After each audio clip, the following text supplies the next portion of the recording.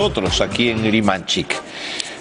Hablar de los cambios de la política peruana en los últimos años, la transformación de nuestra sociedad. ¿Qué les parece si lo hablamos con un historiador que además creo que nos puede dar buenas e interesantes señales de esto de lo que les estoy hablando? Juan José Orrego está con nosotros esta noche y yo quiero agradecerle muchísimo que se haya tomado el tiempo para estar aquí en Limanchik. ¿Cómo te va? José, bienvenido, gracias por estar con nosotros. Juan Luis, perdón. Juan Luis, me habían cambiado el nombre. Juan Luis, bienvenido, ¿cómo estás? Gracias por estar con nosotros, Bueno, comencemos, Juan Luis. A ver, si pudiésemos hacer cortes un poco duros en la historia republicana peruana, y yo te preguntara por esos 2 o 3 momentos importantes de ruptura, de profunda crisis, donde el Estado, por supuesto, hubiese estado muy débil para poder resolver problemas. ¿Cuáles serían esos 2 o 3 momentos, Juan Luis? Bueno, hay uno primero que es evidente, que es la Guerra del Pacífico, ¿no? Correcto. Ya, allí la Guerra del Pacífico, como se dice, desnudó todo lo que no se había logrado como país, como nación, como proyecto colectivo, como falta de instituciones. La guerra con Chile nos agarró pues a los 50 y pico años, cronológicamente hablando, de la independencia. La cuestión es no que se perdió la guerra, sino cómo y por qué se perdió. El país quedó destruido, no solamente material, sino moralmente, y había que construirlo todo de nuevo. Yo creo que esa es la primera, el primer momento fuerte de prueba al Perú. Nos reconstruimos casi con las mismas bases. Era un país oligárquico, bueno, todas las repúblicas latinoamericanas eran oligárquicas, pero yo creo que hay otro quiebre a partir de 1950, cuando el Estado peruano no podía, digamos, satisfacer, atender las necesidades de sectores amplios de la población, y eso se tradujo no en un episodio necesariamente violento, pero sí que empezó a cambiar el rostro del Perú, como fue la migración interna. A partir de 1950 el Perú empieza a cambiar. Es un país que se voltea de la sierra a la costa, del campo a la ciudad. Se va tejiendo una nueva cultura urbana que tiene que ver con la economía informal, con las invasiones, con la autoconstrucción, cuando el Estado peruano, de alguna manera, el Estado formal peruano colapsó ante esa presión popular, ¿no? Como el Estado peruano era incapaz de llevar la modernidad a la mayoría de los peruanos, muchos de ellos decidieron construir su propia modernidad. No es una guerra, digamos, no fue un episodio violento, pero es algo que cambió la historia de nuestro país. Y por supuesto hay un tercer momento que quizá todos ustedes están intuyendo, parecido al del siglo XIX, que es cuando se desata la guerra interna, terrible, la de Sendero Luminoso, que por supuesto tiene factores históricos, coyunturales, muy dramáticos, y que todavía nos sigue sobrecogiendo y todavía no hemos salido de esa situación.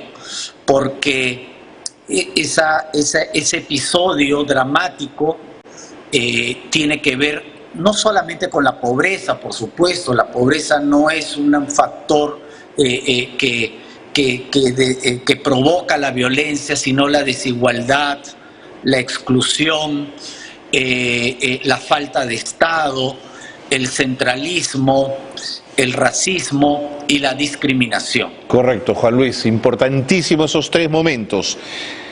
Ahora, siento también que los momentos de crisis han encontrado salidas de alguna manera, no sé si perfectas, no sé si al 100% de como hubiésemos querido, pero el Perú salió adelante e intentó resolver sus problemas construyendo con lo que tenía, pero siempre pienso que hubo figuras fundadoras en esos momentos, hubo liderazgos que venían desde algún espacio. ¿No sientes que hemos perdido un poco esas figuras fundadoras, Juan Luis? Lamentablemente sí, porque en el Perú siempre ha habido no solamente intelectuales, obvio, ¿no? Porque uno puede recordar las figuras de Aya, de Mariátegui, de Basadre, de Porras, de Víctor Andrés Belaúnde, pero tenemos, en el Perú se han formado muchos profesionales, mucha gente de bien, ingenieros, médicos, científicos, funcionarios, empleados públicos y por supuesto también políticos que han luchado y han trabajado por el bien común de nuestro país. Claro, si nosotros solamente nos estuviéramos fijando en los episodios negros de nuestro país, el Perú no existiría. Claro. Sin embargo, nuestro país, nuestro Estado, allí está, ¿no? Y es gracias al trabajo de mucha gente, no necesariamente de personajes que encontramos en los libros, sino de muchos anónimos, como te digo, ¿no? Gente trabajadora, gente que se esfuerza, gente que trata de salir adelante, que la hemos tenido y la seguimos teniendo. Totalmente. Lo que pasa es que a veces no lo la negativo vemos. Nos nubla, parece que invade todo, pero así no es así.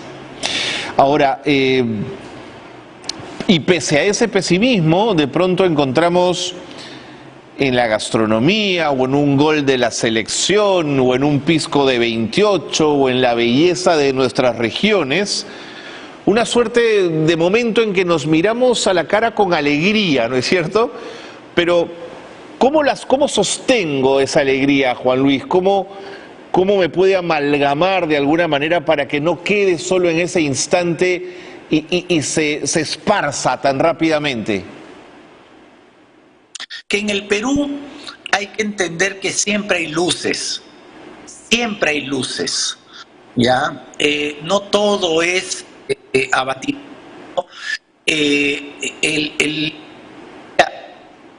En peores momentos siempre han existido, no necesariamente los grandes héroes, pero la gente que tira adelante, los héroes anónimos. Alguna vez Basadre decía que en el Perú no todos son bribones ni aprovechadores, sino que siempre ha habido gente de bien y la hay. Lo que pasa es que en los últimos tiempos nos quedan algunas tareas de reforzar nuestras instituciones, de reforzar los filtros para que la gente que tenga poder de decisión en el país vele por el bien común. Las hay. De acuerdo, Juan Luis.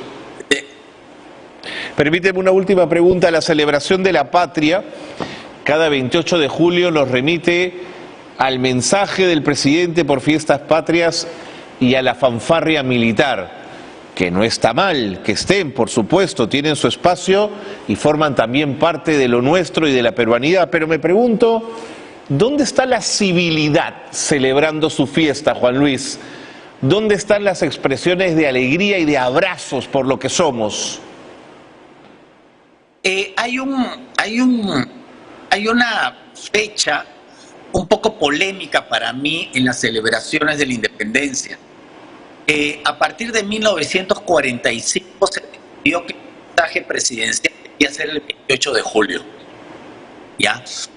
Porque si uno revisa en la página del Congreso, donde están los mensajes presidenciales, en el siglo XIX y a inicios del siglo XX, el mensaje presidencial, el mensaje a la nación no era el 28 de julio. Ah, mira.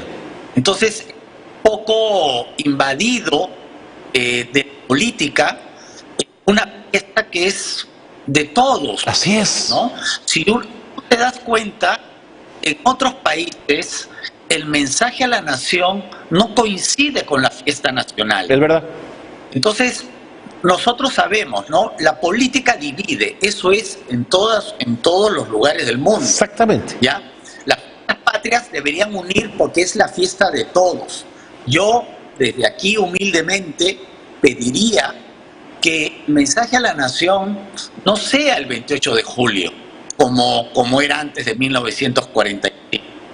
¿Ya?